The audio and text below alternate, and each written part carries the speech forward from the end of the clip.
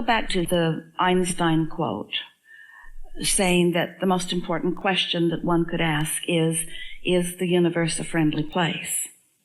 And our conclusion is that just as beauty is in the eye of the beholder, that all of that stuff is too. And that the reason that this very wise man, by the way, so tuned in, so instinctual, so often in vibrational alignment with source energy, the receiver of so much information because of his ability to come into alignment. So he understood connection in the way that you've come to understand connection. And the reason that he would put such a question, the most important question, he's making this statement to every human whose ears could fall on his question to them. The most important question that you could ask is the universe a friendly place? Because he knows that when you ask, that it is given. In other words, he didn't say, is it a terrible place? He says, is it a friendly place? Meaning, look for the evidence of the good nature and the friendliness. Look for the evidence of the well-being of this planet. Because by the time he made such a statement or offered such a quote, he understood that what you look for, you find. And if you look for a friendly universe, you'll find it around every corner. If you look for a benevolent one, if you look for a kind and considerate one, if you look for things to appreciate, that's why that is the most important question. If you're looking for what you are wanting to see, you will find it, you see. Don't you think it's interesting the way he worded that question? He didn't say, the most important question is the universe an unfriendly place? He wanted you to look for the friendliness of the universe because he had found it. He had found the cooperative components. He had found the brilliance of the universe. He had found that there was nothing that he could pose a question about that the answer would not come to him. He knew that when you ask, it is given. And because of his patience and his scientific nature, he was willing to pose a question like that and then patiently wait endlessly for a series of answers to stream into his mind. Powerful teacher. It's all out there. Esther argued with us in the early days. She'd say, but Abraham, she was talking about something and we were encouraging her not to spend time thinking about it. But it's true, she said. But it's true. And we said, just because something is true, we would not use that as our criteria of putting our attention upon it. Because it's only true because someone focused upon it and believed that it was so and held themselves in vibrational accordance and then attracted the proof to themselves. And so you get what you think about. You get what you ask about. There are so many people who have distorted so much. Source comes through to any of you who are asking, but you've got to get yourself into that receiving mode so that you can hear. But in your feeling of unworthiness or in your feeling of personal not enoughness, so often you look to others to do your translating for you. And the thing that you do that trips you up the most is that so often you're not even looking for that real-time instinctual information that will come. Instead, you're looking for it in those old books that have been written and buried and changed for the benefit of so many. And so you come to believe in things that never were. It isn't that God was wrathful and now is changed. He was never wrathful. He was always, as we are talking now, it's always been a non-physical source of love. But humans get things all distorted, and then you get in your fearful place, and then you try to scare each other with it. You get together in your religious clubs. That's what they are, religious clubs. And you say, those who are leading the group say, these are the rules if you want to be part of this prestigious religious club. These are the rules, and you must keep these rules. Do not do those things, and do these things. And so you decide you want to be part of that club enough that you keep those rules. But then you look around at others who are not keeping the rules and seem to be thriving. And you say, what's going on? They're not keeping the rules. And then they say to you, this is the biggest trick of all. Oh, you cannot evaluate it through your own life experience. You have to die. And in the afterworld, that's when you'll find out whether the rules were right, whether you kept the right rules or whether you didn't them or not. Not only is this universe a friendly universe, it is a consistent universe. It is a considerate universe. And in its consistency is its consideration. In other words, it will yield to you consistently what you put out will come back to you, you see. Isn't that nice to know? Isn't that important to know? And aren't you glad that you now know it? We know you do. We know we're not saying things to you that you don't now know. You see, until you are able to consciously put yourself in the scenario, in the picture, in the deliberate creative picture, until you have a way of measuring your connection or lack of it to this source that you're wanting so much to understand, then you don't have any consistent way of guiding yourself. And most people are sort of just responding to what comes to them. So if something pleasing comes to them, they respond to it with pleasure. If something not pleasing comes to them, they respond to it with displeasure. But they don't seem to be able to manage their response because their responses are conditional. Where when you step back, as we are asking you to do in everything that we write and in everything that we say, and look at the big picture, we say to you, you were source energy before you came into this physical body. Do you know that? And most of you say yes, but you don't really know it. But yes, sort of, kind of, makes sort of sense. But you were source energy before you came into this physical body. And while that consciousness that you know as your personality came into you, that larger part of you still remains non-physically focused. Did you know that? Most people do not really know that.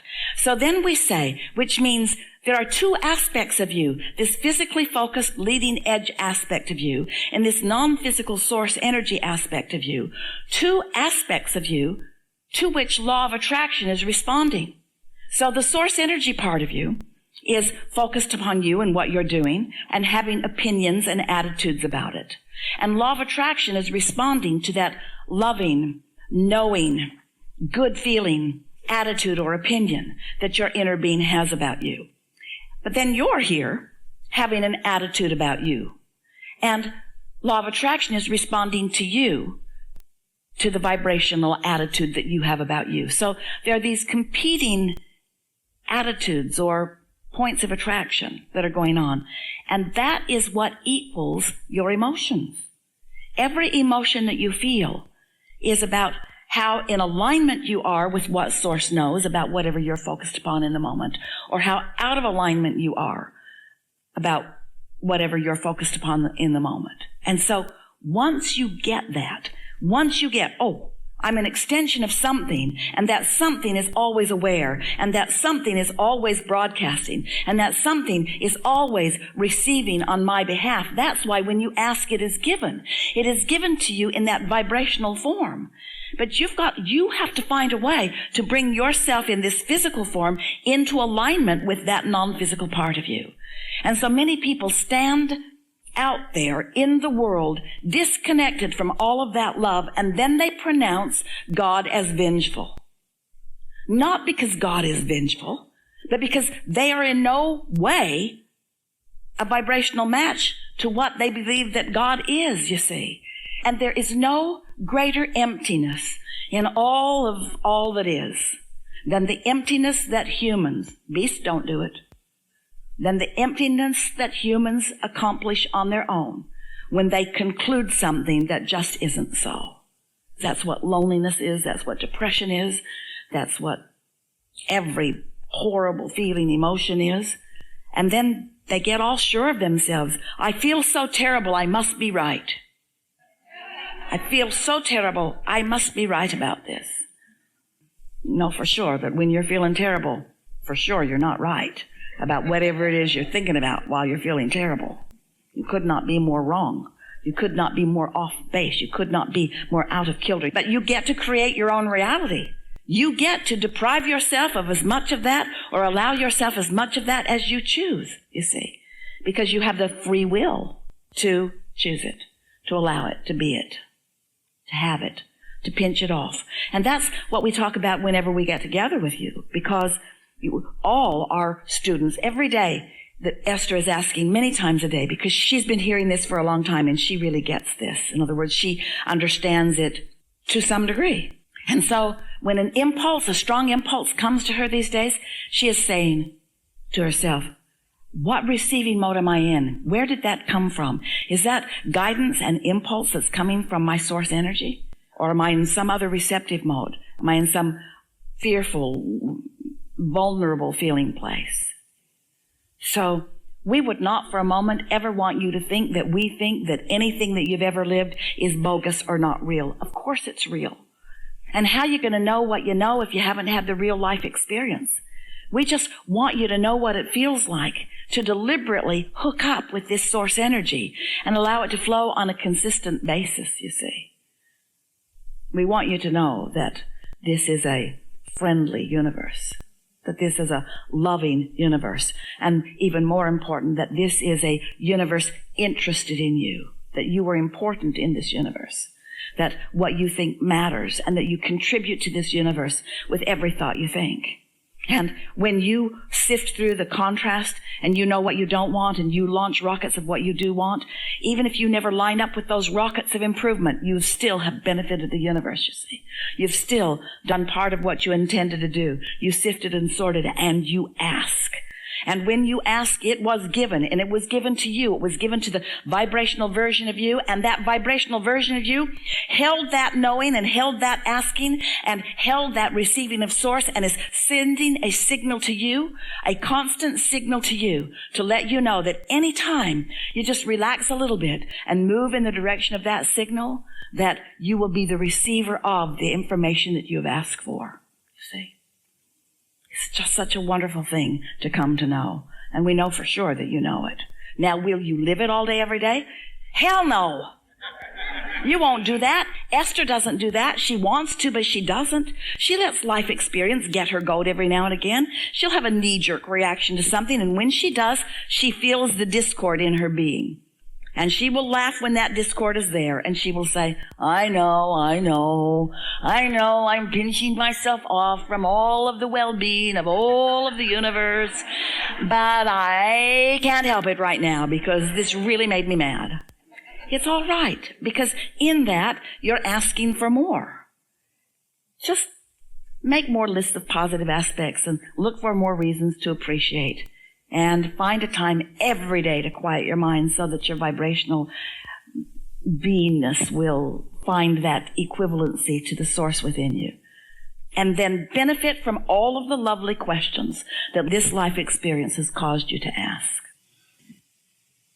This is the key to creating anything that matters to you.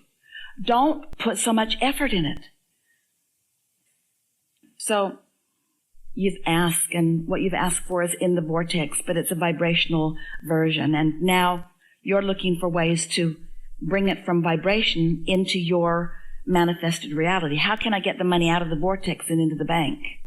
How can I turn these thoughts to things? How can my life reflect the reality that I've been asking for? How can I stop noticing the things that aren't happening and start feeling the things as they are happening? How can I start enjoying the evolutionary process rather than wanting it to manifest and then find it? How can I have fun in this process? If you get too heady about it, you're in the way of it. If you're trying too hard, you see. So sort of kick back and cool your jets and just relax and listen. And let it be what it is. And don't try to make it be more than what it is. Let it be whatever it is, because whatever it is enough. And you know why? Because it's got to be. It's got to be enough because it's all it is. So just relax. So now we all know how it all works. Yeah, you're doing really well. We enjoyed this a lot.